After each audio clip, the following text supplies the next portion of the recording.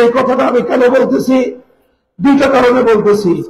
একটা হলো আজ বর্তমানে যুব প্রজন্মের মধ্যে, ইয়াং জেনারেশনের মধ্যে বিপুলভাবে স্কুল, কলেজ, ইউনিভার্সিটির ছাত্রদের মধ্যে তাওহীদ এবং শিরকের এই কনসেপ্ট তারা জানতে চেষ্টা করতেছে। বিভিন্ন জায়গা থেকে তারা জানতেছে, বুঝতেছে। উলামায়ে কেরামের উচিত তাগুত সম্পর্কে এই জাতিকে অবহিত করা। তাগুতের ধারণা যদি উলামায়ে কেরাম এই যুব সম্প্রদায়কে সঠিকভাবে না দেয়, তাহলে এই যুব সম্প্রদায় তারা কিন্তু বসে থাকবে না। তারা কিন্তু প্রস্তুত হচ্ছে সমাজ থেকে সকল প্রকার তাগুত বিক্ষেপ করার জন্য। আপনারা যদি তাদেরকে সঠিক দিক নির্দেশনা না দেন, তারা স্বেচ্ছায় তাগুতের বিরুদ্ধে লড়াই করার জন্য রণাঙ্গন তৈরি করবে, যুদ্ধের ময়দান তারা তৈরি করে দেবে। মুসলমানি করে 90% মুসলমানের এই দেশটাকে, রাষ্ট্রকে মুসলমানদের রাষ্ট্র হিসেবে গঠন করতে হবে। প্রস্তুতি নাও, প্রস্তুতি শুরু করো। কলেজ, ইউনিভার্সিটি, সকল স্তরের ছাত্র জনতা হাতে হাত রাখো। ইসলামী জনতা ঐক্যবদ্ধ হও। বাংলার মাটির অনিবার্য বিপ্লব হবে ইসলামী বিপ্লব। জমিন দিয়ে যেতে না পারলেও আকাশে উড়াল দিয়ে চলে যাবেন, কিন্তু আমরা আমাদের কথা বলতেই থাকবো, কোরআনের কথা চলতেই থাকবে।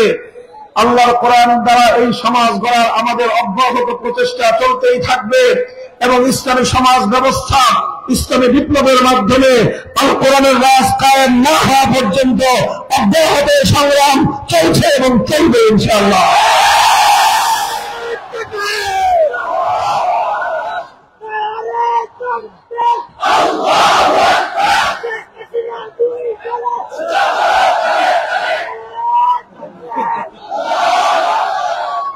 মুহতারাম হাজিরিন, পবিত্র কোরআনে পাকের যে আয়াতখানা আমি তেলাওয়াত করেছি আপনাদের সম্মুখে, তেলাওয়াতকৃত আলোচ্য এই আয়াতের মধ্যে আল্লাহ রাব্বুল আলামিন এক শ্রেণীর মানুষের প্রতি অত্যন্ত রাগ এবং ক্ষোভ নিয়ে, গোসা নিয়ে আল্লাহ প্রশ্ন রেখেছেন। আলাম তারা ইলাল্লাযীনা ইয়াযুমুনা আন্নাহুম আমানু বিমা উনজিলা ইলাইকা ওয়া মা উনজিলা মিন ক্বাবলিক। তোমরা কি দেখো না যে কিছু মানুষ এমন রয়েছে যারা নিজেদেরকে ঈমানদার বলে পরিচয় দেয়।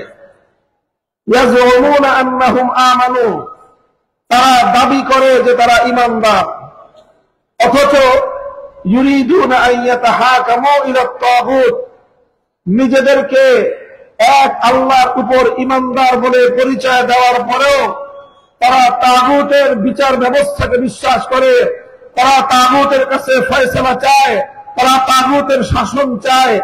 আল্লাহ এই আয়াতে স্পষ্ট ভাষায় বলতে চান, যারা ঈমানদার বলে পরিচয় দেবে তারা তাগুতকে কোনোদিন গ্রহণ করতে পারে না।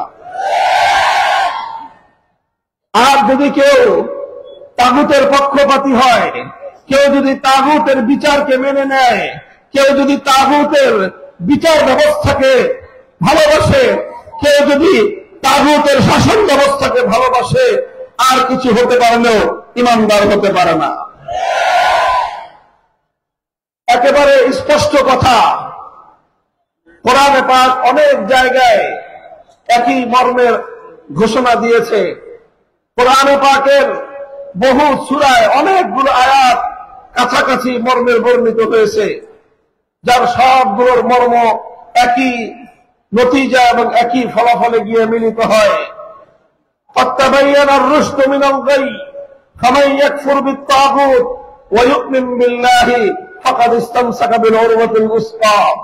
সত্য আর মিথ্যা আলাদা আলাদা হয়ে গিয়েছে, কোনটা সঠিক আর কোনটা বেঠিক স্পষ্ট হয়ে গিয়েছে। হক আর বাতিলের মধ্যে কোনো মিল নাই, হক এবং বাতিলের মধ্যে চূড়ান্ত পার্থক্য আল্লাহ পাক স্পষ্ট করে দিয়েছেন। সুতরাং যারা আল্লাহর উপর ঈমান রাখবে তারা তাগুতকে বিশ্বাস করতে পারে না, যারা তাগুতকে বিশ্বাস করে তাদের ঈমান আল্লাহর উপর থাকতে পারে না।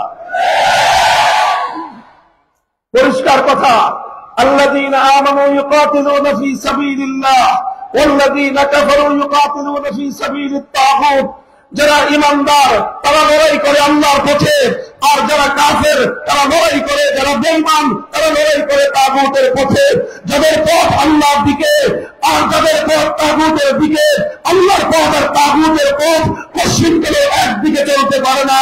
আল্লাহর পথের পথিকরা তাগুতের পথের পথিকদের সাথে কখনো একাকার হতে পারে না। তাদের মধ্যে হক আর বাতিলের লড়াই, তাদের মধ্যে চিরন্তন দ্বন্দ্ব, এক দ্বন্দ্ব চলছে, এক দ্বন্দ্ব চলবে, এক দ্বন্দ্ব চলতেই থাকবে।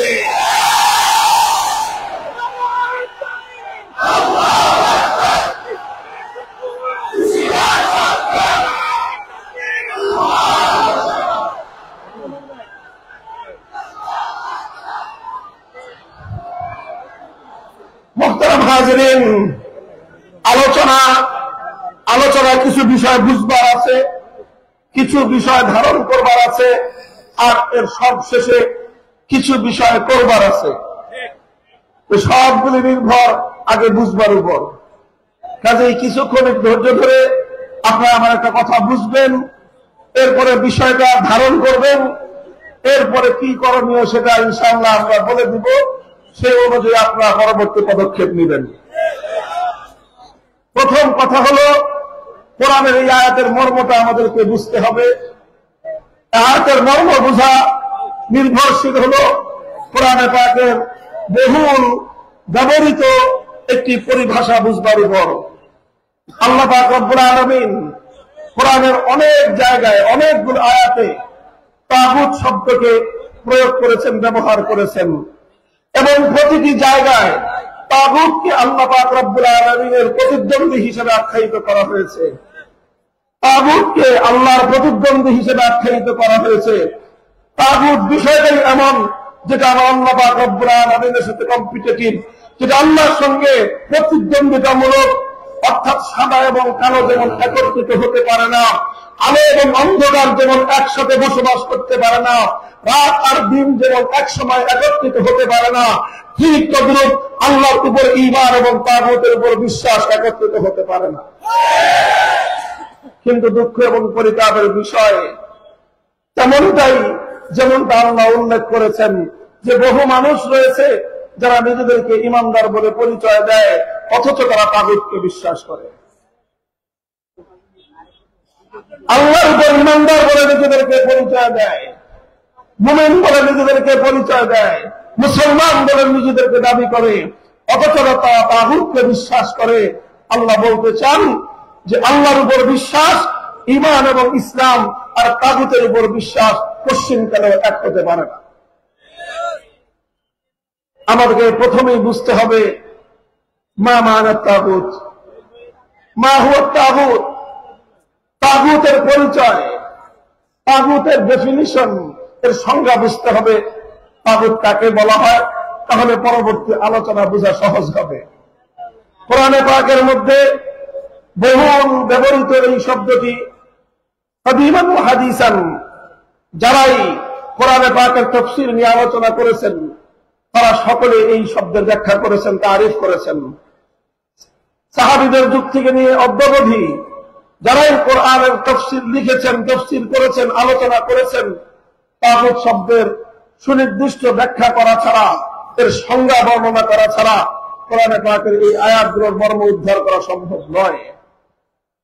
এই সকল ব্যাখ্যা একেবারে খায়রুল কুরুন থেকে, সাহাবীদের যুগ থেকে নিয়ে আজ পর্যন্ত তাগুত শব্দের যত ব্যাখ্যা করা হয়েছে, সব ব্যাখ্যা একত্রিত করলে, এর সমস্ত তারিফ এবং সংজ্ঞা ডেফিনিশন গুলো একত্রিত করলে এর সারমর্ম যেটা দাঁড়ায়, আমি আমার ভাষায় আপনাদেরকে সহজবোধ্য ভাষায় বলার চেষ্টা করছি। সেটা হলো এই যে আল্লাহ পাক রব্বুল আলামিন, একদিকে আল্লাহ, তিনি খালেক, সৃষ্টিকর্তা।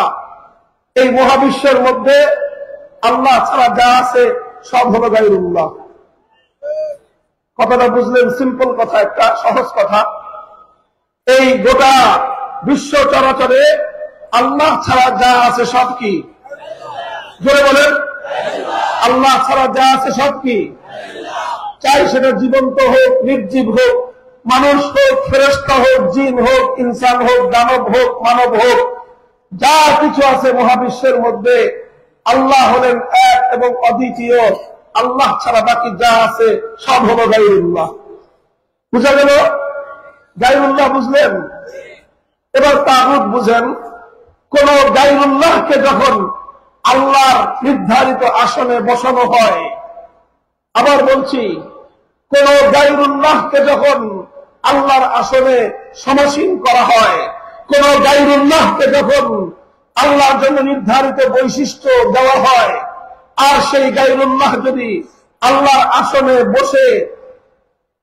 বসার উপর তার সম্মতি জ্ঞাপন করে, তখন সেই গায়রুল্লাহকে তাগুত বলা হয়। বুঝা গেল কথাটা? আবার সহজ ভাষায় বলছি, কোন গায়রুল্লাহকে যদি আল্লাহর জায়গায় বসানো হয়, সেই গায়রুল্লাহকেই তাগুত বলা হয়।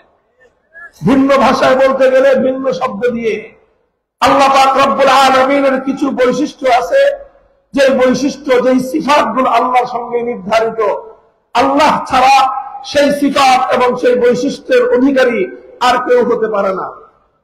তো যেই বৈশিষ্ট্যগুলো আল্লাহর জন্যই সুনির্ধারিত, সেই সকল বৈশিষ্ট্য সমূহের মধ্যে থেকে কোন ব্যক্তি বৈশিষ্ট্য যদি কোন গায়রুল্লাহর জন্য অর্পণ করা হয়, কোন গায়রুল্লাহর জন্য সাব্যস্ত করা হয়, কোন গায়রুল্লাহর জন্য দাবি করা হয়, আর সেই গায়রুল্লাহ যদি তাতে সম্মত থাকে, সেই গায়রুল্লাহকে বলা হয় তাগুত। দৃষ্টান্ত দিয়ে বোঝাচ্ছি। যেরকম ধরেন, মহাবিশ্বের মধ্যে ইবাদতের হকদার একমাত্র কে? আর আসতে বলেন মিয়া, যুদ্ধ করতে হবে এটা নিয়ে, আপনারা মিলাইতেছেন।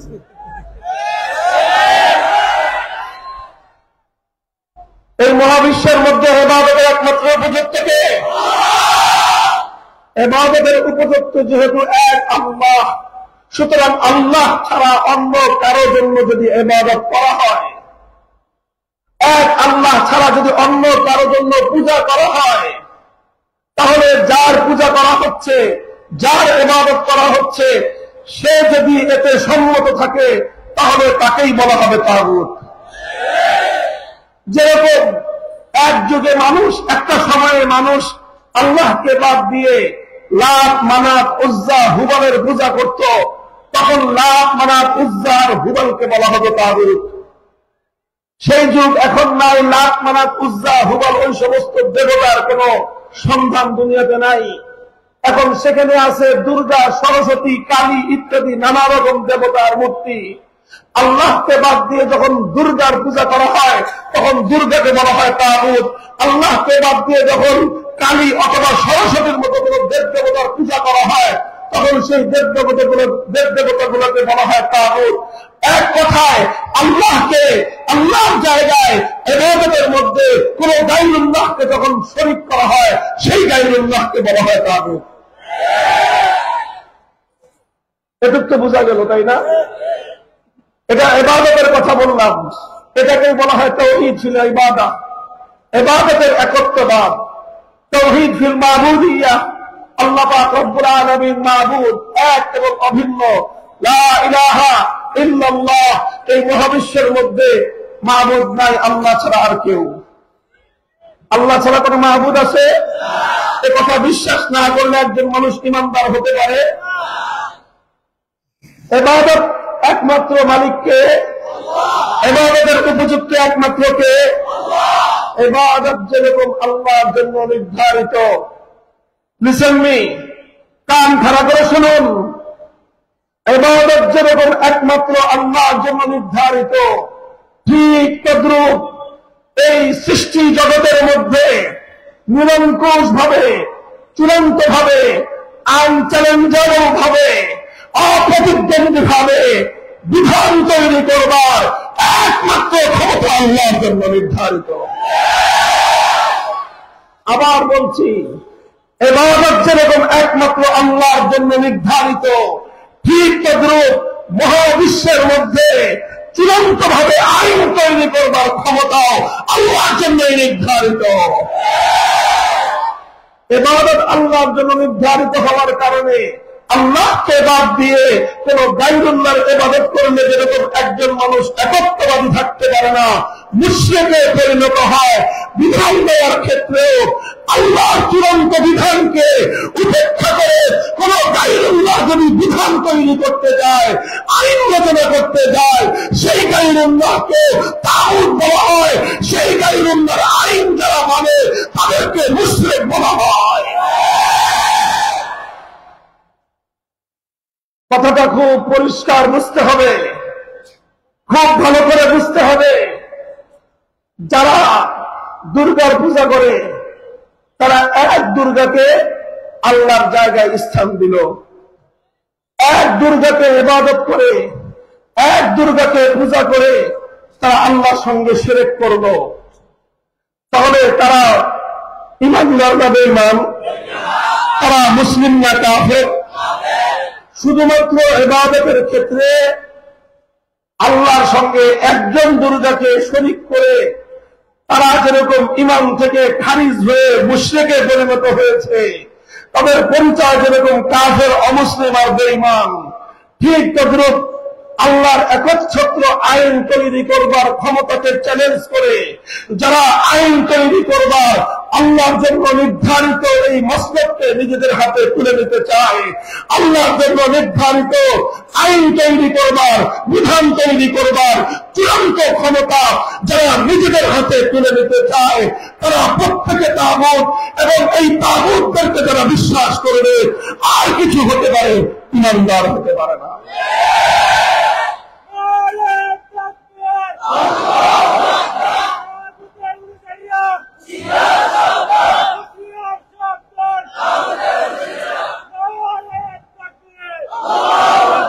মুহতারাম হাজিরিন, বড় দুঃখ এবং পরিতাপের সঙ্গে বলতে হয়, মুসলিম সমাজের মধ্যে এমন মুসলমান খুঁজে পাওয়া কঠিন যে মুসলমান দুর্গার পূজা করে।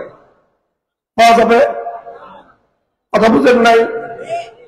মুসলিম নামধারী যারা আছে, মুসলমান পরিচয় দেয়, এদের মধ্যে কাউকে এমন পাওয়া যাবে যে দুর্গার পূজা করে?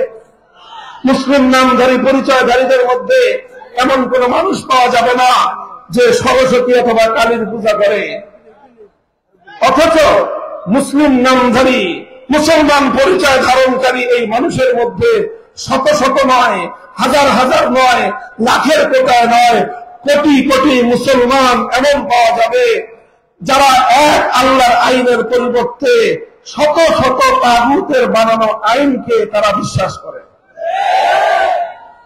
তাহলে একজন এক দুর্গাকে আল্লাহর সঙ্গে শিরক করলে যারা দুর্গার পূজা করে তাদেরকে আপনারা কি বলেন? তাদেরকে হিন্দু বলা হয়। কি বলা হয়? তারা হিন্দু ধর্মাবলম্বী, তারা মুসলিম নয়, তারা মুশরিক, তারা একত্ববাদী নয়। তাহলে একটা মূর্তিকে আল্লাহর সঙ্গে শিরক করবার কারণে যদি একজন মানুষ অমুসলিম আর কাফের হতে পারে, তাহলে যারা শত শত মানুষের কাছে আল্লাহর জন্য নির্ধারিত আইন তৈরি করবার ক্ষমতা হস্তান্তর করে, তারা হিন্দুদের চেয়ে ছোট মুশরিক হতে পারে না, বরং হিন্দুদের চেয়ে অনেক বড় মুশরিক এবং বেঈমান। মুহতারাম হাজিরিন, আইন তৈরি করবার এই যে আল্লাহ পাক রব্বুল আলামিনের জন্য নির্ধারিত ক্ষমতা, এটাকেই বলা হয় চূড়ান্ত ক্ষমতা। একটু বুঝেন, আমি একটা কথা খুব বারবার একটা কথাকে আমি রিপিট করছি, সেটা হলো আল্লাহর জন্য নির্ধারিত আইন তৈরি করবার চূড়ান্ত ক্ষমতা। কোন ক্ষমতা? চূড়ান্ত ক্ষমতা কার জন্য নির্ধারিত? চূড়ান্ত ক্ষমতা অর্থ কি? চূড়ান্ত ক্ষমতা বলা হয় এমন একটা ক্ষমতাকে যেই ক্ষমতাকে কেউ চ্যালেঞ্জ করতে পারে না। আইন তৈরি করবার চূড়ান্ত ক্ষমতা কার? অর্থাৎ আল্লাহ যদি কোনো আইন তৈরি করেন, সেই আইনকে কেউ বাতিল করতে পারবে না। আল্লাহ যদি কোনো আইন তৈরি করেন, আল্লাহর আইনের উপর কেউ প্রশ্ন তুলতে পারবে না। আল্লাহ যদি কোনো আইন করেন, আল্লাহর সেই আইনের সাথে সাংঘর্ষিক আইন কেউ তৈরি করতে পারবে না। আল্লাহ যদি কোনো আইন তৈরি করেন, তাহলে আল্লাহর সেই আইনকে কেউ কটাক্ষ করতে পারবে না। আল্লাহ যে আইন তৈরি করবেন, সেই আইনকে কেউ বাতিল করতে পারবে না। এই ধরনের একটা নিরঙ্কুশ আর চূড়ান্ত ক্ষমতাই হল কার? আল্লাহ। এই জন্য আল্লাহ পাক রব্বুল আলামিন এটাকে আমরা আমাদের পরিভাষায় বললাম, এটাকে যদি আমরা রাষ্ট্রবিজ্ঞানের পরিভাষায় বলি তাহলে এই ক্ষমতাটাকে বলা হয় সার্বভৌম ক্ষমতা, পাওয়ার অফ সভরেনিটি, অর্থাৎ সার্বভৌম চূড়ান্ত ক্ষমতা। বিধান তৈরি করবার ক্ষেত্রে, আইন তৈরি করবার ক্ষেত্রে এই সার্বভৌম ক্ষমতা ইসলাম বলেছে আল্লাহর জন্য নির্ধারিত। আর এটাকেই বলা হয় তাওহীদ ফিল হাকিমিয়া। কি বলা হয়? একটা হলো তাওহীদ ফিল ইবাদা, আর একটা হলো তাওহীদ ফিল হাকিমিয়া। ইবাদতের মধ্যে যেরকম আল্লাহর একত্ববাদকে বিশ্বাস না করলে একজন মানুষ ইমানদার হতে পারে না, বিধান তৈরি করবার ক্ষেত্রে, আইন তৈরি করবার ক্ষেত্রে, হাকিমিয়তের ক্ষেত্রে যদি কেউ এক আল্লাহর একত্ববাদকে বিশ্বাস না করে, আজি কাজি পাজি অনেক কিছু হতে পারে, ইমানদার হতে পারে না। এই কথাগুলো আমার বানানো কোনো কথা নয়। এই কথাগুলো কোরআনের পাতায় পাতায়, আল্লাহ নবীর হাদিসের পাতায় পাতায়, তাফসীর এবং হাদিসের ব্যাখ্যা গ্রন্থের পাতায় পাতায় আছে। তবে আমরা এই কথাগুলো বলি না। এই কথাগুলো আমরা বলি না। কেন বলি না? বললে অনেক সমস্যা, এই জন্য বলি না। কেন বলি না? বলতে গেলে ঘরে ঘরে লড়াই বাঁধবে, এই জন্য আমরা বলি না। কিন্তু আমরা কতকাল ঈমানের সঙ্গে শিরকের এই সংঘাতের বিষয়ে নীরবতার ভূমিকা পালন করব, এটা আজকের উলামায়ে উম্মতের কাছে আমার ছোট্ট জিজ্ঞাসা। নীরবতার এই দেয়াল ভাঙতে হবে, তাগুতের পরিচয় জাতির সামনে তুলে ধরতে হবে। তাগুতকে উদ্ধার করার জন্য একত্ববাদী মুআহিদিনদেরকে, একত্ববাদে বিশ্বাসী ইমানদারদেরকে বড় পদক্ষেপ নিতে হবে। আল্লাহর নবীর হাদিস থেকে ছোট্ট একটা উদ্ধৃতি দেই। এই যে এটা যে শিরক, এটা যে আল্লাহ পাক রব্বুল আলামিনের সঙ্গে গায়রুল্লাহকে শিরক করা হয়। হযরত আদী ইবনে হাতিম রাদিয়াল্লাহু তাআলা আনহু, আল্লাহ নবীর একজন সাহাবী, তিনি খ্রিস্টান ছিলেন। খ্রিস্টান ধর্ম ত্যাগ করে যখন ইসলাম ধর্ম গ্রহণ করলেন, তিনি একজন তার গোত্রের সর্দার ছিলেন এবং তিনি খ্রিস্টান ধর্ম সম্পর্কে অনেক অভিজ্ঞ এবং জ্ঞানী একজন ব্যক্তি ছিলেন। তিনি আল্লাহ নবীর কাছে প্রশ্ন করলেন, ইয়া রাসূলুল্লাহ, কোরআনে পাকের সূরাতুল বারাআর মধ্যে আল্লাহ পাক রব্বুল আলামিন একটা আয়াত নাযিল করেছেন, আর সেই আয়াতের মধ্যে খ্রিস্টানদের সম্পর্কে একটা অভিযোগ করা হয়েছে। আমি যেহেতু খ্রিস্টান ছিলাম এবং আমি যেহেতু খ্রিস্টান ধর্মের সম্পর্কে আগাগোড়া চুলচেরা সবকিছু জানি, আমার সেই জ্ঞানের আলোকে কোরআনের এই আয়াতের মধ্যে উত্থাপিত খ্রিস্টানদের বিষয়ে অভিযোগটা আমার কাছে অমূলক মনে হয়, আমার বুঝে আসে না। আল্লাহ নবী বললেন, কি অভিযোগ? আদী ইবনে হাতিম রাদিয়াল্লাহু তাআলা আনহু বললেন, সূরাতুল বারাআর মধ্যে আল্লাহ বলেছেন, ইত্তাখাযু আহবারাহুম ওয়া রুহবানাহুম আরবাবাম মিন দুনিল্লাহ। আল্লাহ বলেছেন যে খ্রিস্টানদের মধ্যে, খ্রিস্টান জনগণ, খ্রিস্টানদের সাধারণ খ্রিস্টানরা, তারা এক আল্লাহকে বাদ দিয়ে তাদের নিজেদের মধ্যকার দুই শ্রেণীর মানুষকে আল্লাহর পরিবর্তে রব হিসেবে গ্রহণ করে নিয়েছে। কি হিসেবে? রব হিসেবে গ্রহণ করে নিয়েছে। কাদেরকে? দুই শ্রেণীর মানুষকে। এক শ্রেণীর মানুষ হলো আহবারাহুম, তাদের মধ্যে যারা আলেম, তাদের মধ্যে যারা জ্ঞানী সম্প্রদায়, তাদেরকে। আর দ্বিতীয় শ্রেণী হলো রুহবানাহুম, খ্রিস্টানদের মধ্যে যারা পাদ্রী শ্রেণী, তাদেরকে। অর্থাৎ তারা তাদের জ্ঞানী সম্প্রদায়কে এবং তাদের পাদ্রী সম্প্রদায়কে, এই দুই সম্প্রদায়কে খ্রিস্টানরা আল্লাহর পরিবর্তে বা আল্লাহর জায়গায় আল্লাহর সমকক্ষ রব হিসেবে গ্রহণ করে নিয়েছে। আদী ইবনে হাতিম বললেন, ইয়া রাসূলুল্লাহ, আমি খ্রিস্টান ছিলাম, খ্রিস্টানদের সবকিছু রীতিনীতি আমার জানা আছে, খ্রিস্টানদের সমস্ত ধর্মীয় বিশ্বাস আমার জানা আছে। আমরা তো কোনদিন কোন জ্ঞানী ব্যক্তিকে অথবা কোন পাদ্রীকে আমরা ইবাদত করি নাই, আল্লাহর জায়গায় তাদেরকে তাহলে আমরা রব হিসাবে গ্রহণ করলাম কিভাবে? অথচ কোরআনে পাকের মধ্যে এই অভিযোগটা করা হয়েছে, আমার কাছে এই অভিযোগটা বুঝে আসলো না।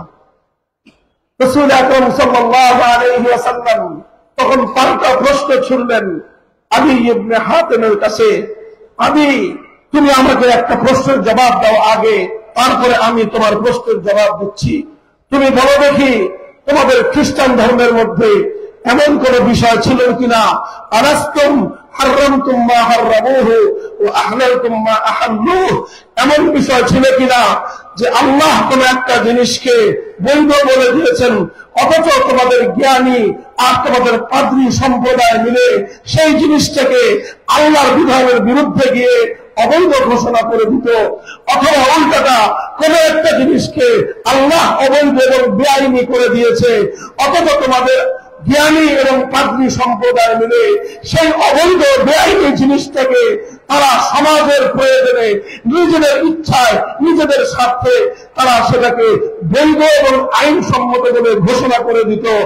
আর তারা যখন সম্মিলিতভাবে জ্ঞানী আর পাদ্রী সম্প্রদায় মিলে কোন একটা জিনিসকে বৈধ বলে দিত, তোমরা সাধারণ খ্রিস্টানরা সেটাকে বৈধ বলে গ্রহণ করে নিতে, তারা কোন একটা জিনিসকে অবৈধ বলে দিলে তোমরা সেটাকে অবৈধ এবং বেআইনি বলে গ্রহণ করে নিতে। এইরকম প্রবণতা তোমাদের মধ্যে ছিল কিনা?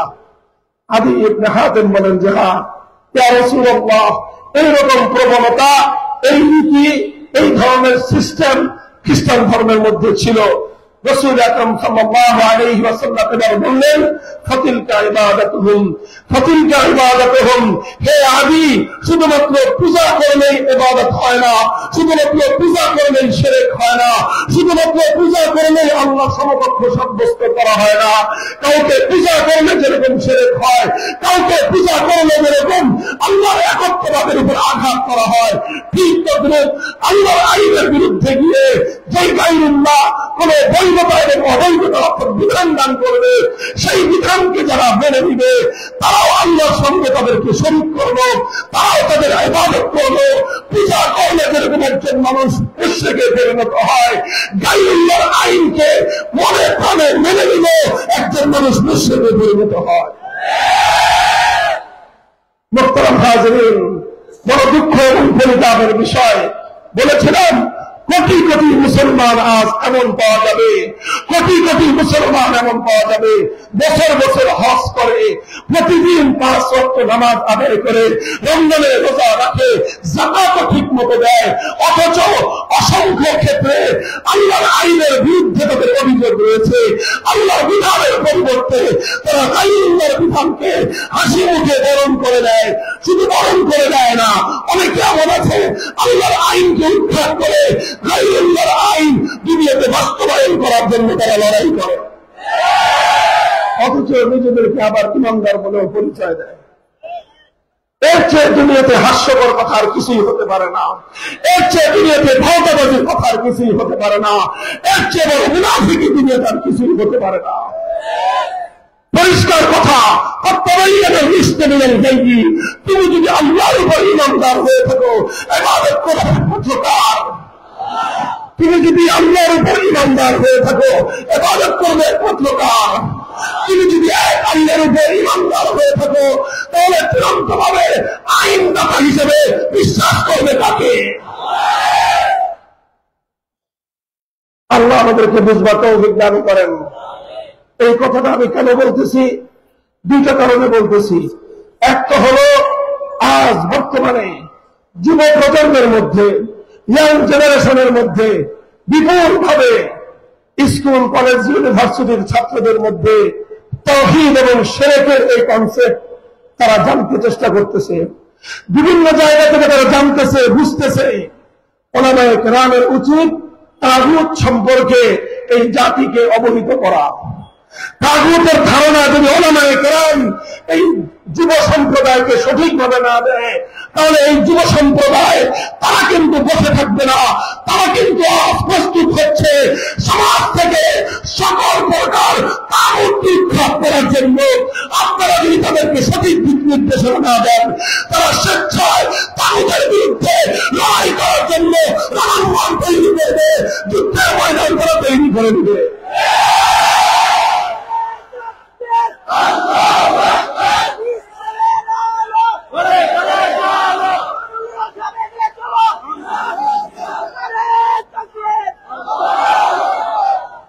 আল্লাহ পাক রব্বুল আলামিন উম্মতের উপর রহম করে খেলাফতে মুহাম্মাদিয়ার উপমধ্যে আল্লাহর আইনের পরিবর্তে কোন মানুষের বানানো আইন দ্বারা সমাজ বিচার হওয়া, সমাজ শাসিত হওয়া, সমাজের মধ্যে আল্লাহর আইনের পরিবর্তে কোন গায়রুল্লাহর আইন কার্যকর থাকা, এই অভিশাপ মুসলমানদের মধ্যে এক সময় ছিল না।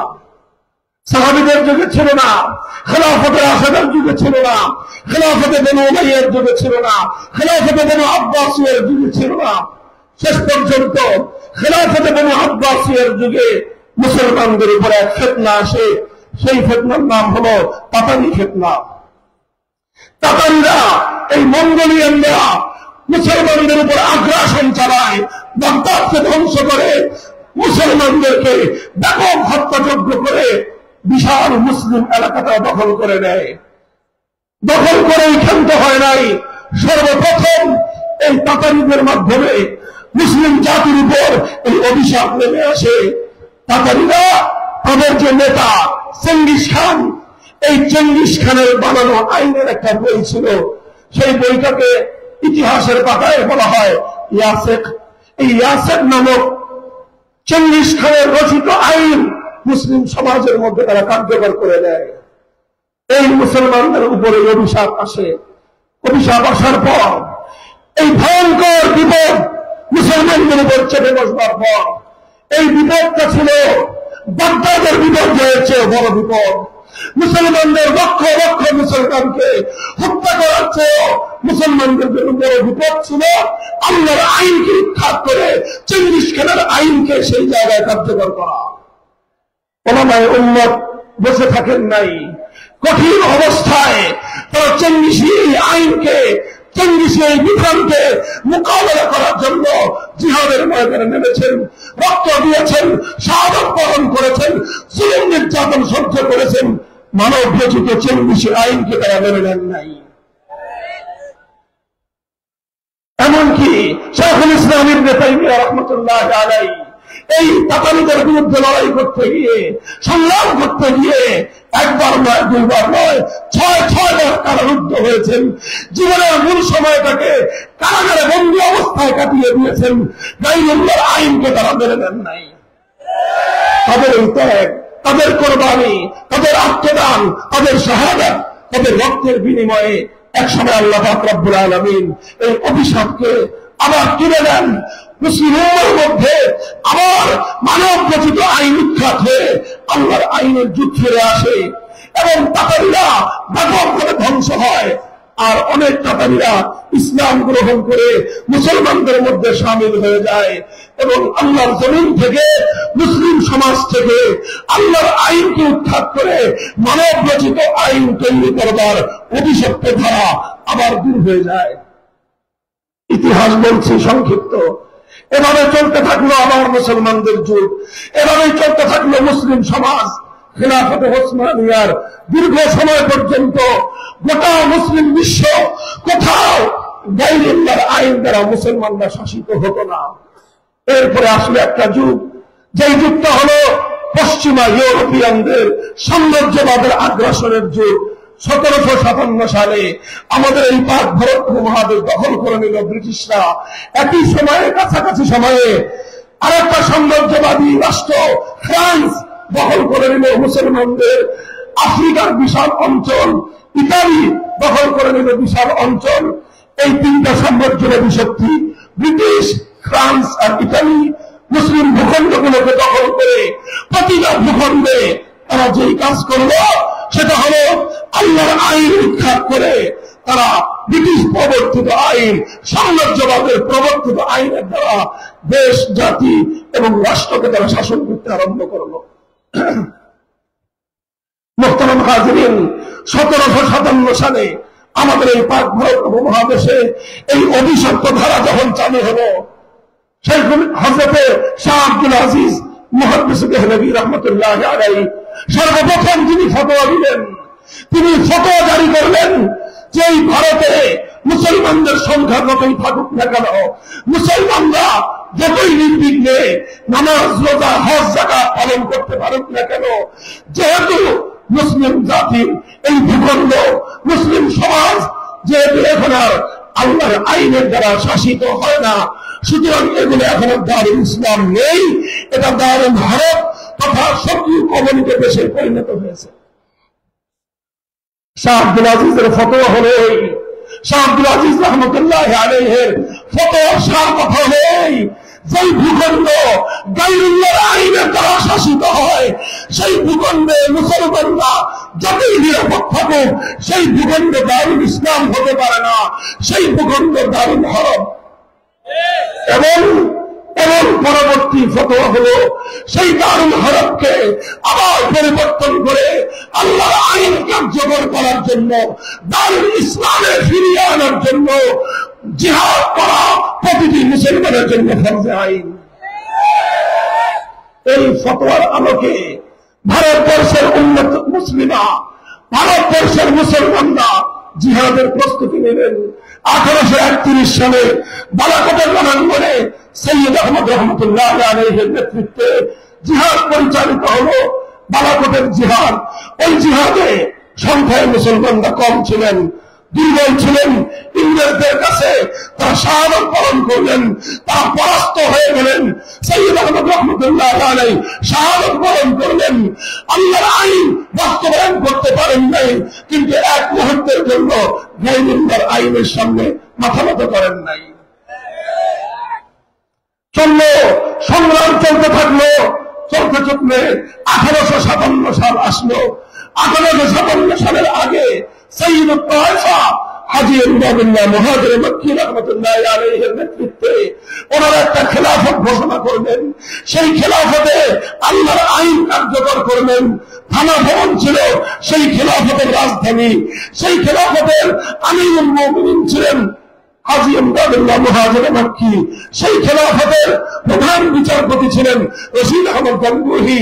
সেই খেলাফতের প্রধান সেনাপতি ছিলেন হাফেজ আমিন শহীদ রহমতুল্লাহ আলাইহি। সেই খেলাফতের প্রধানমন্ত্রী ছিলেন কাসেম নানভী রহমতুল্লাহ আলাইহি। এইভাবে ওনারা ব্রিটিশ প্রবর্তিত আইনকে উৎখাত করে আল্লাহর আইনের দ্বারা মুসলিম সমাজ পরিচালনা করার চেষ্টা করলেন। এর বিরুদ্ধে ব্রিটিশরা আগ্রাসন চালালো, হামলা চালালো, যুদ্ধ হলো। সামনের রণাঙ্গনে হাজী সাহেবরা সহ সমস্ত খেলাফতের সৈনিকরা যুদ্ধে অংশগ্রহণ করলেন, জিহাদ করলেন, অকাতরে সামনের রণাঙ্গনে রক্ত দিলেন, শাহাদাত বরণ করলেন। প্রধান সেনাপতি হাফেজ আমিন রহমতুল্লাহ আলাইহি শাহাদাত বরণ করলেন, জীবন দিলেন, রক্ত দিলেন। হাজার হাজার আলেম শহীদ হলো, ফাঁসিকাষ্ঠে ঝুলল, কিন্তু গায়রুল্লাহর আইন মুহূর্তের জন্য মেনে নেন নাই।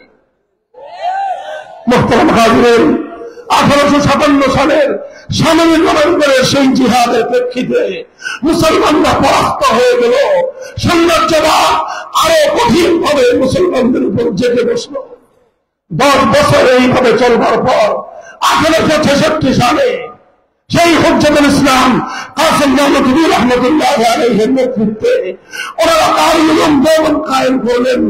উদ্দেশ্য ছিল শিক্ষা দীক্ষার মাধ্যমে আবার এমন একজন মুসলমান সৈনিক তৈরি করা হবে যারা আবার আল্লাহর জমিন থেকে ব্রিটিশ প্রবর্তিত মানব রচিত এই আইন উৎখাত করে আবার আল্লাহর আইনের যুগ ফিরিয়ে আনবে।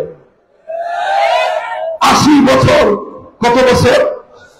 1866 সাল থেকে 1947 সাল পর্যন্ত 80 বছর সংগ্রাম করার পর ওনারা কামিয়াব হলেন, সফলতা লাভ করলেন। ব্রিটিশরা এই দেশ থেকে পালিয়ে যেতে বাধ্য হল। যখন এদের স্বাধীন হবে তখন এই জাতির কাছে প্রশ্ন ছিল নতুন করে এই দেশটা কিভাবে চলবে। তখন এই দেশে 2 জাতি বসবাস করত প্রধানত। দেশি ছিল হিন্দু আর মুসলমান, অন্য ছোট ছোট কিছু জাতি ছিল শিখ, বৌদ্ধ ইত্যাদি, কিন্তু প্রধান 2 জাতি হিন্দু আর মুসলমান।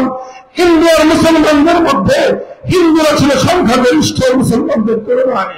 এই জন্য মুসলমানরা চিন্তা করবেন এখন হলো গণতন্ত্রের যুগ, হিন্দু আর মুসলমান যদি একসঙ্গে আমরা রাষ্ট্র গঠন করি, হিন্দুদের সংখ্যাধিক্যের কারণে এই রাষ্ট্রে আমরা আল্লাহর আইন কার্যকর করতে পারবো না। তখন মুসলমানরা চিন্তা করলেন যে এত যুদ্ধ করলাম, এত সংগ্রাম করলাম, এত লড়াই করলাম, এত রক্ত দিলাম, যদি আল্লাহর কোরআনের বিধান কায়েম করতে না পারি, তাহলে এই যুদ্ধে করে লাভ হলো কি? এই জন্য তখন তারা সিদ্ধান্ত নিলেন যে আমরা মুসলমানদের জন্য আলাদা একটা ভূখণ্ড তৈরি করব। শুরু হলো পাকিস্তান আন্দোলন। ওলামায়ে কেরাম পাকিস্তান গঠন করার জন্য ঐক্যবদ্ধ হলেন। সেখানে পাকিস্তান উদ্দেশ্য ছিল না, উদ্দেশ্য ছিল সংবিধান হবে আল্লাহর কোরআনের সংবিধান, বিধান হবে আল্লাহর কোরআন অনুযায়ী, আইন চলবে একমাত্র কার। আর সেই বিধান তৈরি করার জন্য, কোরআনী শাসনের সেই রাষ্ট্র গঠন করার জন্য ভারত উপমহাদেশে অনেক মুসলমানরা অনেক ত্যাগ স্বীকার করেছে, অনেক সংগ্রাম করেছে। তবে সবচেয়ে বেশি ত্যাগ যাদের, সবচেয়ে বেশি সংগ্রাম যারা করেছে, সেটা হলো এই বাংলার মুসলিম সমাজ। এই বাংলাদেশের আমার পূর্বপুরুষরা তারা কোরআনী শাসন কায়েম করার জন্য সবচেয়ে বেশি ত্যাগ দিয়েছে, সবচেয়ে বেশি কোরবানি করেছে, সবচেয়ে বেশি শাহাদাতের রক্ত দিয়েছে। পশ্চিম পাকিস্তানেরা, পশ্চিম পাকিস্তানি খানপাখানরা তারা ইসলামী হুকুমত কায়েম করার জন্য অত ত্যাগ দেয় নাই, অত কোরবানি দেয় নাই, অত চেষ্টা করে নাই এই বাংলার মুসলমানরা যতটা করেছে। এভাবে 1947 সালে একটা রাষ্ট্র হলো, যে রাষ্ট্রের নাম হলো পাকিস্তান। উদ্দেশ্য ছিল সেই রাষ্ট্রের সংবিধান হবে আল কোরআন। কিন্তু দুর্ভাগ্য আমাদের, সেই রাষ্ট্র গঠন করার পরে সেই রাষ্ট্রের যারা শাসক ছিলেন তারা কোরআনী সংবিধান কায়েম করলেন না, তারা ইসলামী শাসনতন্ত্র দিলেন না, তারা নিজামে ইসলাম কায়েম করলেন না। কায়েম না করে তারাও আবার সেই নতুন করে সেই পুরাতন ব্রিটিশ প্রবর্তিত আইনের দ্বারা রাষ্ট্র শাসন করতে আরম্ভ করলেন। ওলামায়ে কেরাম তাদেরকে বারবার বুঝালেন, বারবার বললেন, জাতির সঙ্গে যে ওয়াদা করেছেন যে কোরআনী শাসন কায়েম করবেন, সেই ওয়াদা বাস্তবায়ন করেন। শাসকরা তখন বলতো যে হুজুর, রাষ্ট্রটা এখনো শিশু রাষ্ট্র, কিছুদিন সময় দেন, এই রাষ্ট্রটা একটু বড় হলে আমরা এখানে কোরআনী শাসন কায়েম করব। হুজুররা কিছুদিন সহ্য করলেন। বছর যায়, দিন গড়ায়, 10 বছর, 15 বছর, 20 বছর। শাসকদেরকে বলা হলো যে আপনারা কোরআনী শাসন কায়েম করেন না কেন? বলেছে শিশু রাষ্ট্র। হুজুররা বলে আপনাদের এই শিশু বালেগ হবে কবে? 20 বছরের বুড়া খাটাস, এখনো বালেগ হয় নাই, আর কবে বালেগ হবে? কবে প্রাপ্তবয়স্ক হবে? তারা বলে এখনো শিশু, এখনো শিশু। এখন যদি আমরা এখানে ইসলামী হুকুমত কায়েম করতে যাই, পশ্চিমা বিশ্ব, ইউরোপ, আমেরিকা আমাদেরকে সাহায্য করবে না, তখন আমরা টিকতে পারবো না। এই অজুহাত দেখায় বারবার পশ্চিম পাকিস্তানি বিশ্বাসঘাতক গাদ্দার শাসকরা এদেশের মুসলিম সমাজের সঙ্গে গাদ্দারি করেছে। আমার আব্বাজান শাইখুল হাদিস রহমতুল্লাহ আলাইহি বলতেন, যেই পোলা 24 বছরে বালেগ হয় না, ওই পোলা 90 বছরে বালেগ হবে না। কাজেই যেই পাকিস্তান 24 বছর পরেও শিশু, এটা বড় হয় নাই, প্রাপ্তবয়স্ক হয় নাই, এই পোলা, এই রাষ্ট্র আর কোনদিন ম্যাচিউর হবে না, কোনদিন প্রাপ্তবয়স্ক হবে না। সুতরাং এই অকার্যকর পাকিস্তান নামক ভণ্ডামির রাষ্ট্র আমরা চাই না। বাংলার মুসলমান ক্ষিপ্ত হয়ে উঠলেন এবং পাকিস্তানের বিরুদ্ধে তারা সংগ্রাম করতে আরম্ভ করলেন। এই সময়ে বাংলাদেশের মানুষের সেন্টিমেন্টকে কাজে লাগানোর জন্য একজন নেতা সামনে আসলেন। সেই নেতার নাম হলো শেখ মুজিবুর রহমান সাহেব। তার জীবনের রাজনৈতিক অনেক লম্বা ইতিহাস আছে। তার জীবনের সবচেয়ে ভালো যে কাজটা তিনি করেছিলেন, সবচেয়ে কল্যাণময় কাজটা তিনি যেটা করেছিলেন, 1970-এর জাতীয় নির্বাচনের আগে তিনি জাতির সঙ্গে অঙ্গীকার করলেন, ওয়াদা করলেন, যদি আপনারা আমাকে ভোট দেন, নৌকা মার্কায় যদি সিল মারেন, আওয়ামী লীগ যদি ক্ষমতায় যেতে পারে, কোরআন সুন্নাহ বিরোধী কোন আইন আমরা দেশে করব না। ভাই, পয়েন্টটা নোট করেন, লক্ষ্য করেন। 1970-এর জাতীয় নির্বাচনের সময় আওয়ামী লীগের নির্বাচনী ইশতেহার ছিল, শেখ মুজিবুর রহমান সাহেবের অঙ্গীকার এবং ওয়াদা ছিল তারা পাশ করলে কোরআন সুন্নাহ বিরোধী কোনো আইন করবেন না। এটা আমাদের বানানো কথা নয়, ইতিহাসের পাতায় স্বর্ণাক্ষরে লিখিত আছে, অস্বীকার করার জো নাই। এই সকল ঘোষণার প্রেক্ষিতে বাংলাদেশের মানুষ নিরঙ্কুশ ভাবে নৌকা মার্কায় সিল মারল। 1970-এর নির্বাচনে তারা এককভাবে সংখ্যাগরিষ্ঠতা পেলেন, ক্ষমতায় যাওয়ার বন্দোবস্ত হয়ে গেল। পশ্চিম পাকিস্তানিরা ক্ষমতা হস্তান্তর করল না। বাংলাদেশের শাসক গোষ্ঠী শেখ মুজিবুর রহমানের নেতৃত্বে আওয়ামী লীগের কাছে তারা ক্ষমতা দিল না। না দিয়ে কি করল? 71 সালের 25শে মার্চ ভয়াল কালো রাত্রিতে বাংলাদেশের মানুষের উপর বর্বর হত্যাযজ্ঞ চালালো। 26শে মার্চ পরের দিন বাংলাদেশের মানুষ স্বাধীনতার যুদ্ধে ঝাঁপিয়ে পড়ল। 9 মাস রক্তক্ষয়ী মুক্তিযুদ্ধ হল। 71-এর 16 ডিসেম্বর পশ্চিম পাকিস্তানের খান পাঠানদেরকে পরাস্ত করে বাংলাদেশ স্বাধীনতা লাভ করল। আর এই 9 মাস শেখ মুজিবুর রহমান সাহেব পাকিস্তানের জেলে বন্দিত্ব বরণ করলেন, আপ্যায়িত হলেন। 9 মাসের বন্দিত্ব এবং আপ্যায়নের শেষে তিনি মুক্ত হলেন। মুক্ত হয়ে তিনি পাকিস্তান থেকে সোজা বাংলাদেশে আসেন নাই, গেলেন লন্ডনে। তারপরে দেখা হলো শ্রীমতী ইন্দিরা গান্ধীর সাথে। ভারতের প্রধানমন্ত্রী শ্রীমতী ইন্দিরা গান্ধী শেখ মুজিবুর রহমান সাহেবের কাছে প্রেসক্রিপশন ধরায় দিলেন। কি প্রেসক্রিপশন? তোমার দেশে যেই সংবিধান হবে সেই সংবিধানটা হবে ভারতের সংবিধানের অনুকরণে একটা সংবিধান। ভারত রাষ্ট্র থেকে আমরা 1947 সালে আলাদা হয়েছিলাম, আবার ভারতে পেতে যাওয়ার জন্য নয়। এই বাংলার মুসলমানরা বাড়ির কাছের কলকাতা, বাড়ির কাছের দিল্লি, চতুর্দিকের ভারতকে লাঠি মেরে 2000 মাইলের দূরের পাকিস্তানিদের সঙ্গে গাঁট ছড়া বেঁধেছিল। দুনিয়ার উন্নতির জন্য নয়, রাজনৈতিক উন্নতির জন্য নয়, অর্থনৈতিক উন্নতির জন্য নয়, বিশাল সাম্রাজ্যের জন্য নয়, শুধু একটা আকাঙ্ক্ষা নিয়ে। সেই আকাঙ্ক্ষা হবে সংবিধান, হবে আল কোরআনের সংবিধান, রাষ্ট্র হবে ইসলামী হুকুমত।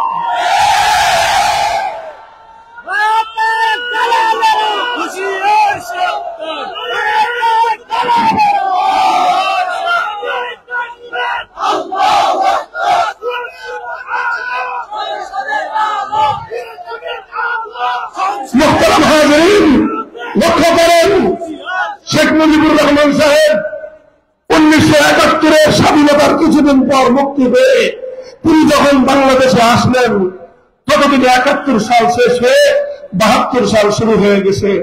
72 সালে তিনি একটা সংবিধান প্রণয়ন করলেন। কিছু মানুষের দ্বারা একটা সংবিধান এই জাতির কাঁধের উপর চাপিয়ে দিলেন। যেই সংবিধানের মধ্যে 4টা মূলনীতি ছিল, সবগুলো মূলনীতি ইসলাম পরিপন্থী মূলনীতি। সেই 4 মূলনীতি ছিল গণতন্ত্র, সমাজতন্ত্র, ধর্মনিরপেক্ষতাবাদ, জাতীয়তাবাদ। এভাবে ধর্মনিরপেক্ষতা নামে একটা বিজয়ী মতবাদ তিনি জাতির উপর চাপিয়ে নিলেন। আর এই সংবিধান প্রণয়নের মাধ্যমে তিনি 70-এর জাতীয় নির্বাচনের আগে যে ওয়াদা করেছিলেন, যে অঙ্গীকার করেছিলেন, সেই ওয়াদা ভঙ্গ করলেন, জাতির সঙ্গে গাদ্দারি করলেন। 72-এর সংবিধান ছিল জাতির সঙ্গে গাদ্দারির সংবিধান। 72-এর সংবিধান ছিল 71-এর মুক্তিযুদ্ধের পরিপন্থী চেতনার সংবিধান। 72-এর সংবিধান ছিল মুসলমানদের 1000 বছরের ইচ্ছা এবং অভিপ্রায়কে প্রতিফলিত করে ভারতের দালাল রাষ্ট্র প্রতিষ্ঠার সংবিধান।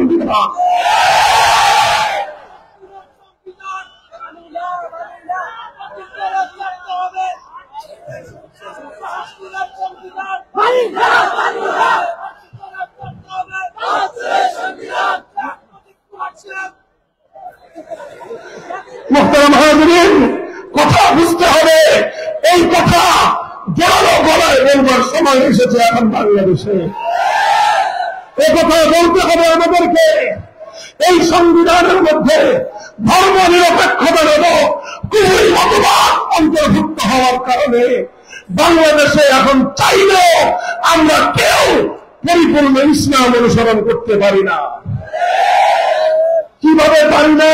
চোখে আঙ্গুল দিয়ে এক একটা ধারা, এক একটা ঘটনা, এক একটা বিধান আমরা চোখ দিয়ে দেখায় দিতে পারবো, চোখে আঙ্গুল দিয়ে দেখায় দিতে পারবো। শুধুমাত্র কয়েকটা দৃষ্টান্ত ছোট্ট করে আমি আপনাদের সামনে উপস্থাপন করব। দেখেন, সংবিধান যেভাবে আছে সেভাবে চলতে হয়। 1975 সালে এই যে 72 সালে যে গাদ্দারি করেছিল শেখ মুজিবুর রহমান সাহেব, বিশ্বাসঘাতকতা করেছিলেন, জাতির সঙ্গে কোরআন সুন্নাহ বিরোধী আইন তৈরি না করবার অঙ্গীকার করে তিনি সংবিধানটা করলেন কুফরি সংবিধান। এর চরম মাসুল তাকে দিতে হয়েছিল 75-এর 15ই আগস্ট। গাদ্দারির ফসল ছিল সেটা, জাতির সঙ্গে বিশ্বাসঘাতকতার ফসল ছিল সেটা। এরপরে যারা ক্ষমতায় আসলেন কিছু পরিবর্তন করলেন, ধর্মনিরপেক্ষতা বাদ দিয়ে সংবিধানের মধ্যে আল্লাহর উপর অবিচল আস্থা এবং বিশ্বাস সংযুক্ত করা হয়েছিল। সংবিধানের শুরুতে বিসমিল্লাহির রহমানির রহিম সংযুক্ত করা হয়েছিল। এটা একটা গোজামিল ছিল। কুফরি কিছু বিধান বাকি রেখেছেন, ইসলামের বিধানকে অন্তর্ভুক্ত করেছেন, কিন্তু ইসলামের বিধানটাকে কখনোই পরিপূর্ণভাবে বাংলাদেশে আর কার্যকর করা হয় নাই। এরপরে আবার এই ধর্মনিরপেক্ষতাবাদী ফ্যাসিবাদী সরকার ক্ষমতায় আসার পর আল্লাহর উপর আস্থার অবিচল আস্থা এবং বিশ্বাস আবার সংবিধান থেকে তুলে দিয়ে আবার সেই কুফরি ধর্মনিরপেক্ষতাকে ফিরিয়ে এনেছে। এই চলতে চলতে চলতে চলতে এখনো পর্যন্ত আমার দেশ সেই কুফরি সংবিধান অনুযায়ী চলছে। এই কারণে চাইলেও বাংলাদেশের মানুষরা পরিপূর্ণ ইসলাম অনুসরণ করতে পারে না। বলবেন কিরকম? ছোট্ট একটা দৃষ্টান্ত দেই। বাংলাদেশের কোন আলেম, কোন মাওলানা সাহেব, কোন আল্লামা, কোন মুফতি যদি বাংলাদেশের মন্ত্রিত্ব গ্রহণ করতে চান, মন্ত্রী হতে চান, রাষ্ট্রীয় সংবিধানের বাধ্যবাধকতার কারণে তাকে মৃত মানুষের স্মৃতির উদ্দেশ্যে পুষ্পস্তবক অর্পণ করতে হয়, ফুলের তোড়া দিতে হয়, যেটা 4 মাসের ঐক্যবদ্ধ ফটো অনুযায়ী হারাম। এই হারাম কাজ বাধ্যতামূলক ভাবে করতে হয়। আরো অনেক কিছু করতে হয়। যেমন ছোট্ট একটা দৃষ্টান্ত দেই, বাংলাদেশে একটা ইসলামী সংগঠন ছিল, ইসলামী শাসনতন্ত্র আন্দোলন। নাম মনে আছে আপনাদের?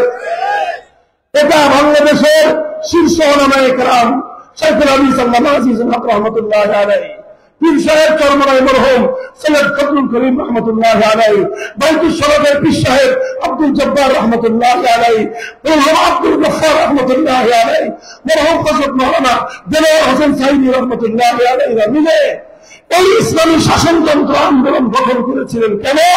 যে আমরা কুফরি সংবিধান, কুফরি শাসনতন্ত্র পরিবর্তন করে ইসলামী শাসনতন্ত্রের দ্বারা দেশ চালাবো। কিন্তু যখন 111 সরকার আসলো, এসে তারা একটা বিধান বাধ্যতামূলক করলো যে বাংলাদেশে রাজনীতি করতে চাইলে নির্বাচন কমিশনের অনুমোদন লাগবে, নিবন্ধন নিতে হবে। ইসলামী শাসনতন্ত্র আন্দোলন নিবন্ধন পাওয়ার জন্য আবেদন করবেন। তখন নির্বাচন কমিশন বলে দিল ইসলামী শাসনতন্ত্র চাওয়াটা এটা বাংলাদেশের সংবিধানের সঙ্গে সাংঘর্ষিক। কারণ বাংলাদেশের সংবিধান হলো কুফরি সংবিধান, আপনি এই সংবিধানের আওতায় ইসলামী শাসনতন্ত্র চাইতে পারবেন না। তখন তারা বাধ্য হলেন,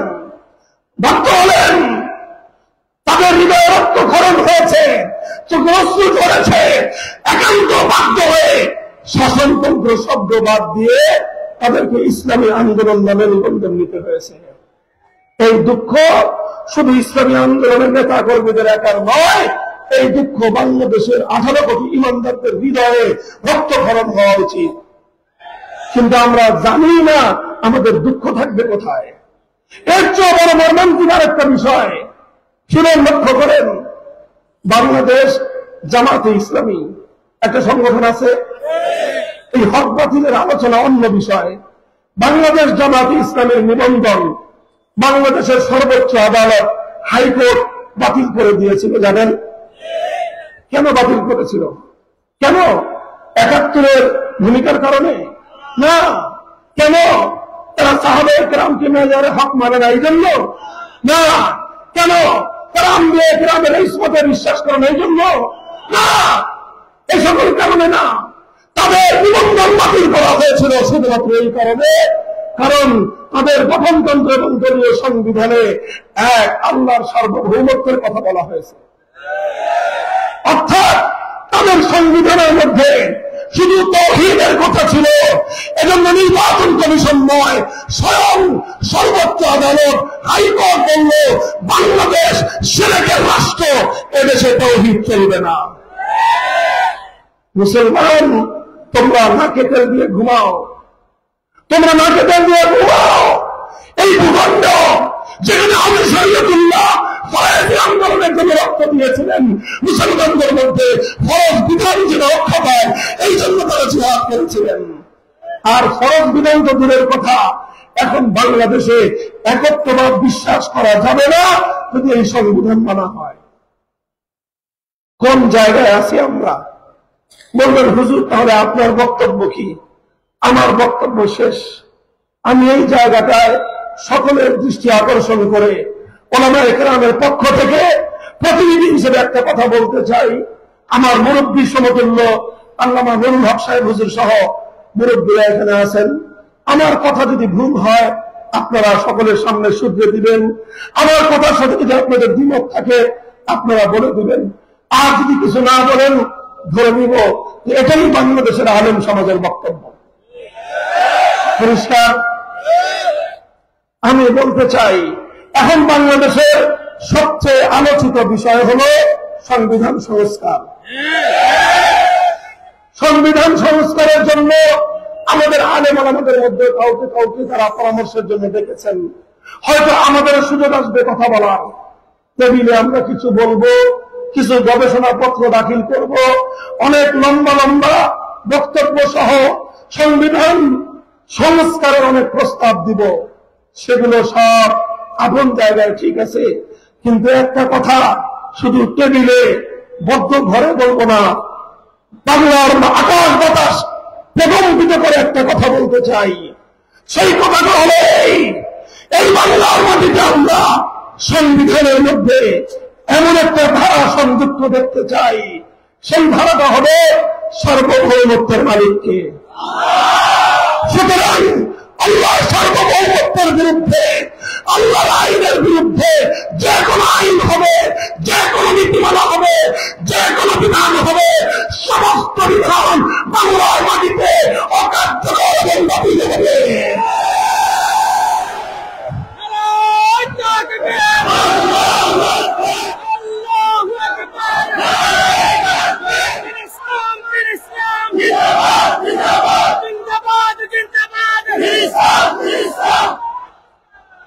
কাজেই এটা আমাদের আবদার নয়, এটা আমাদের আবদার নয়, এটা আমাদের হৃদয়ের রক্ত দিয়ে দেখা দাবি।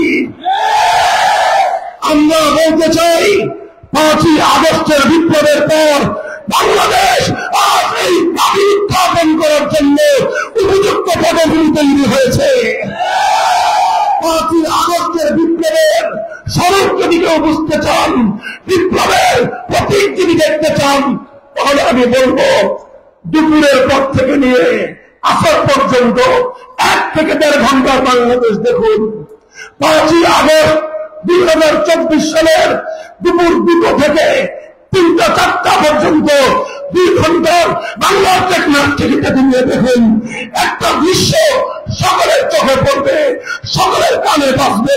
সেটা হলো 15 বছরে গোটা বাংলাদেশে শিরকের যত প্রতীক মূর্তি তৈরি করা হয়েছিল, বাংলার সাধারণের সন্তানেরা, বাংলার বীর তৌহিদি জনতা 2 ঘন্টার মধ্যে সমস্ত মূর্তি ভেঙে বঙ্গোপসাগরে বসিয়ে দিয়েছে।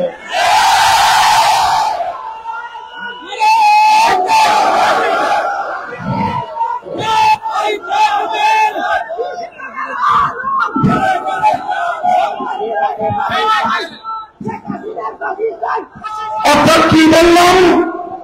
5ই আগস্টের বিপ্লবের অন্যতম বৈশিষ্ট্য হল বিপ্লব করেছে তাওহীদকামী জনতা। বিপ্লব ছিল শিরকের বিরুদ্ধে বিপ্লব। কাজেই এটাকে আমি এখনই পূর্ণাঙ্গ ইসলামী বিপ্লব বলতে চাচ্ছি না, তবে অবশ্যই এতটুকু বলবো, এ বিপ্লব ইসলামী বিপ্লব না হলেও এ বিপ্লব ইসলামী বিপ্লবের পূর্বাভাস। সূর্য উদয়ের কিছুক্ষণ পূর্বে যেরকম সুবহে সাদেকের উদয় ঘটে, সুবহে সাদেকের আলো দিয়ে বোঝা যায় সূর্যের উদয় অতি সন্নিকটে। 5ই আগস্টের বিপ্লব বাংলার প্রতিটি মানুষকে চোখে আঙুল দিয়ে দেখিয়ে দিয়েছে এদেশের মানুষ ইসলামী বিপ্লবের জন্য প্রস্তুতি নিচ্ছে। শুধু কওমি মাদ্রাসার ছাত্র নয়, যারা কওমি মাদ্রাসাকে জঙ্গি উৎপাদনের প্রজনন কেন্দ্র বলতেন, দিন ভুলে যান।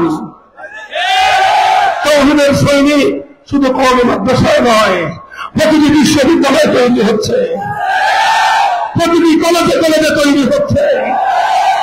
এরা তাওহীদের জন্য জীবন দেওয়ার জন্য প্রস্তুত হচ্ছে। ইনশাআল্লাহ আমরা এজন্য শান্তিপ্রিয়ভাবে বলছি, দাবি উত্থাপন করছি যে আল্লাহর আইনের বিরুদ্ধে, কোরআন সুন্নাহর আইনের বিরুদ্ধে বাংলাদেশে কোন আইন, কোন নীতিমালা কার্যকর হবে না। এই ব্যবস্থা নতুন প্রবর্তিত সংবিধানে অন্তর্ভুক্ত থাকতে হবে। কেউ যদি বলেন যে হুজুর যদি না করে তাহলে কি করবেন? যদি এবার ইসলামের এই অপ্রতিরোধ, ইসলামের অনিবার্য এই দাবি যদি পূরণ না হয়, যদি কোরআন সুন্নাহ বিরোধী আইন বাতিল হওয়ার কোন ধারা যদি বাংলাদেশের ৯০% মুসলমানদের এদেশের সংবিধানে যদি কার্যকর না হয়, আক্ষরিক অর্থেই যুদ্ধে যাব, যুদ্ধে যাব।